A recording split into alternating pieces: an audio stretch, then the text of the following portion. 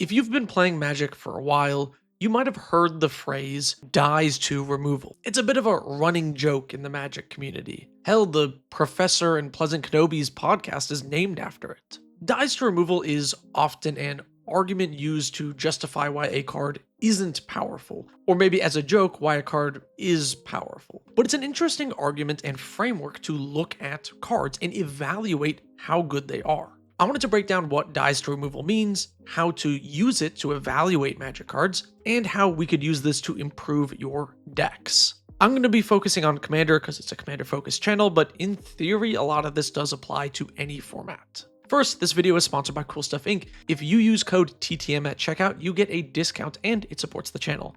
Thanks to Cool Stuff Inc. for sponsoring the video. First, I want to define removal. I'm going to be focusing on spot removal, which includes counterspells, and board wipes. There are other things that kind of remove stuff but operate differently.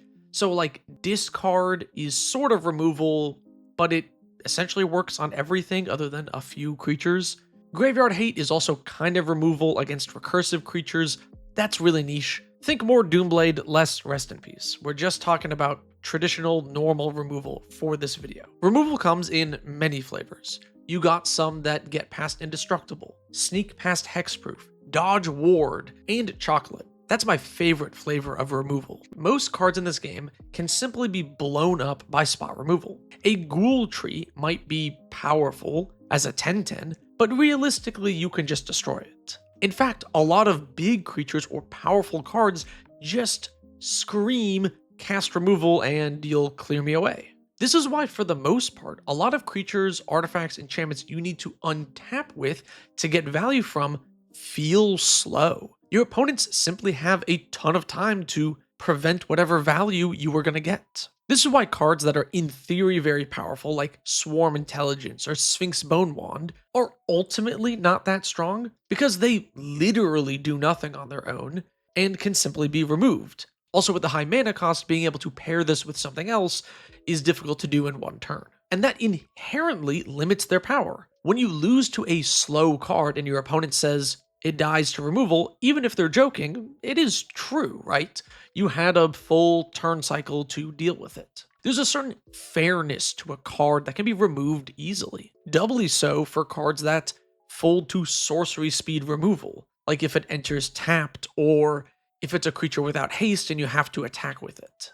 So those are things that die to removal. But what doesn't die to removal? Well, there are a few ways cards can avoid removal. Enter's effects are some of the most obvious. A Bane of Progress can be a massive creature and does die to a normal removal spell, but the trigger happens when it comes into play. In reality, I don't care if you Path to Exile my Bane of Progress, it already did its job and removed all the artifacts and enchantments. Death triggers are another way to make cards much harder to stop with removal. World Shaper basically casts Splendid Reclamation when it dies.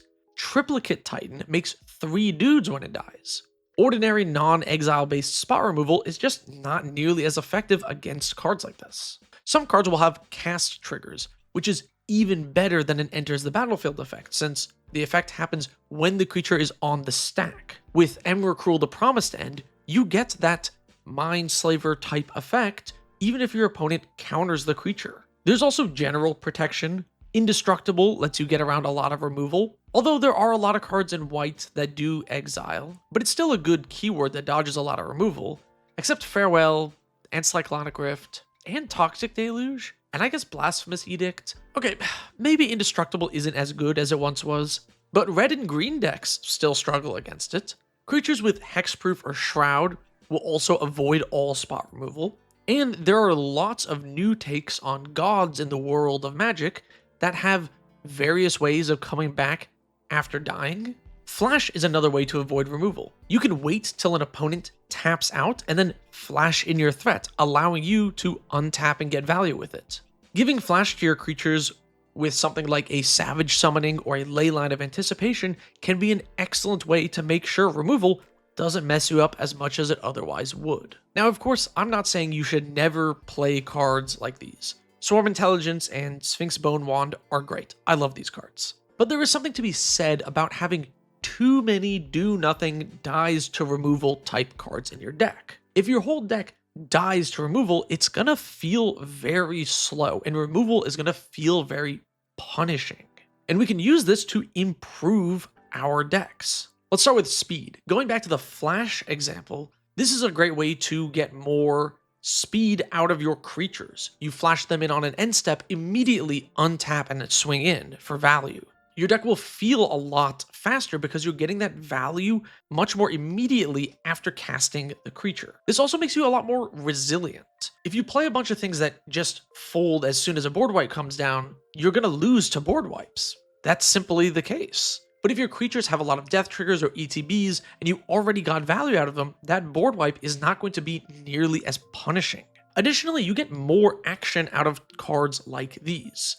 Yes, when you cast a creature with an enter the battlefield effect, the fact that it is a creature and can attack is good. That is a great benefit. But you essentially also just cast a separate instant or sorcery on top of it. If you think about that, you're casting 2 spells in one. You're just doing more things. And ultimately, I think that leads to a lot more fun in games in general, especially in Commander though. You never want to feel like you're doing nothing, or you just played your card, it died, and then you, again, had nothing to show for it. So take a look at your decks. Look at all of the key important pieces in your list and ask yourself, does this just die to removal? And if the answer is yes for all of your most important cards, perhaps you should consider changing some of them to something a bit more resilient, something that doesn't just fold to removal. Now, of course, you can actually do the opposite as well. If you look at all your key pieces and everything is a fast, powerful ETB, death trigger, something that is very difficult for your opponents to deal with outside of counter magic, you could power down your list by just swapping those out for maybe something a bit slower, something that needs an attack trigger, something that needs to untap. A long time ago, Wizards made a big change where they wanted to increase the power of creatures and reduce the power of non-creatures. And we've seen the effects of this for years and years after that. But as power creep has increased, they sort of had to improve the power of creatures even further. We noticed this first with Fatal Push. Fatal Push was one of the big inciting incidents here. It is a incredibly efficient and powerful removal spell that warped a lot of 60-card formats. And sort of since then, we've seen more and more creatures that just get so much value as soon as they come into play that removal doesn't mean the same amount that it used to. I think for Commander players, Dockside Extortionist is likely one of the best examples of this.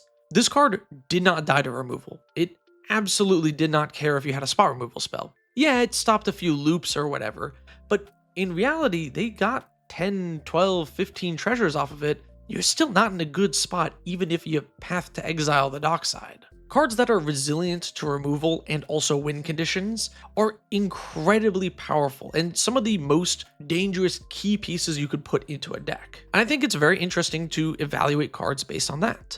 Thanks for watching. I hope you found this topic somewhat interesting.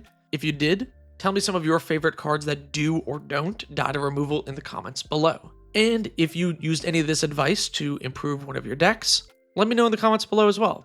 Thank you so very much for my patrons who support the channel. Could not do this without them. I really appreciate it. If you want to join in, link is in the description below. Wait, did I write this whole script and not talk about haste? I made a whole video about it. I guess I'll just put a card to that here. You can check that out. Haste also is a great way to dodge removal.